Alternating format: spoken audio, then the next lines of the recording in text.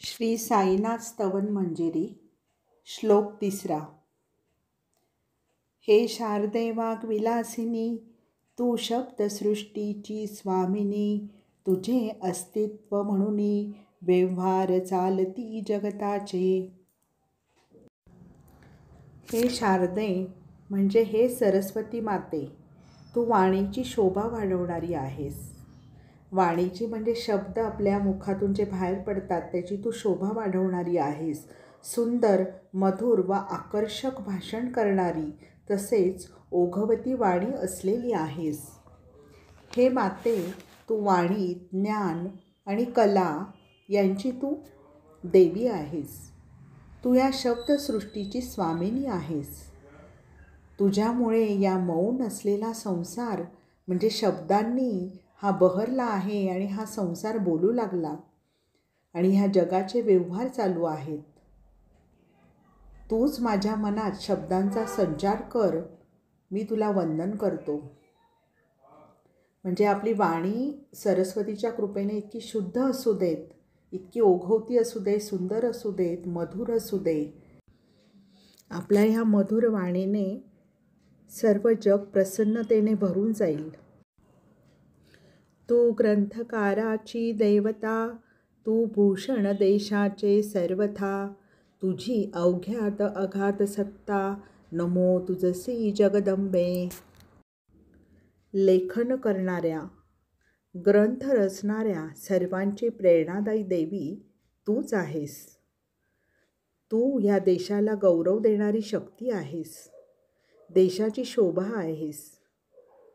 तुझी सगळ्यांमध्येच सत्ता आहे.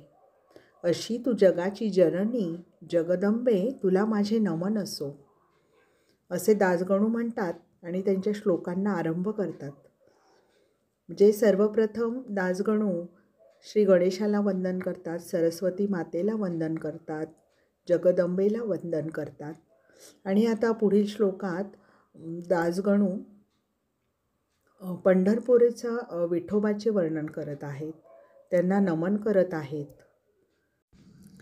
हे पूर्ण ब्रह्मा संतप्रिया, हे सगुण रूपा पंढरीराया, कृपार्णवा परमसदया, पांडुरंगा नरहरे.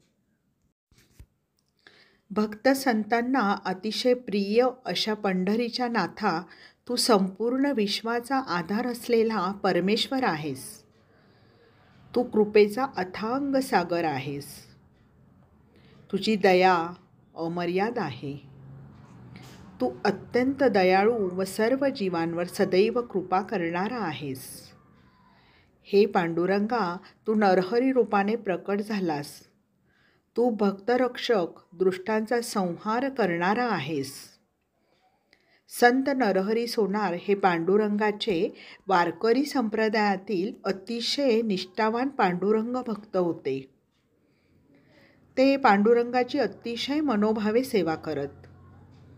संत नरहरी सोनार हे खरं तर आधी भगवान शिवाचे भक्त होते आणि पांडुरंगाच्या मूर्तीला नमन करायला तयार नसत. एकदा त्यांनी पांडुरंगाच्या मूर्तीवर हार बसवण्याचे काम घेतले. त्यांनी ठरवले की मूर्तीसमोर नतमस्तक होणार नाही.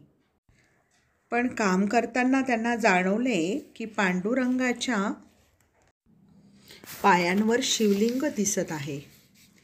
तेव्हा त्यांना समजले की शिव आणि विष्णू यात भेद नाही, देव एकच आहे. त्याची रूपे अनेक आहेत.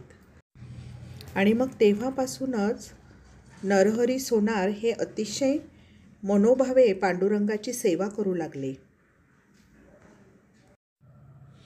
आता श्री साईनाथ मंजिरीतील पुढील श्लोकांचे विश्लेषण मी पुढच्या भागात क्रमशः करेल. ओम श्री साईनाथाय नमः.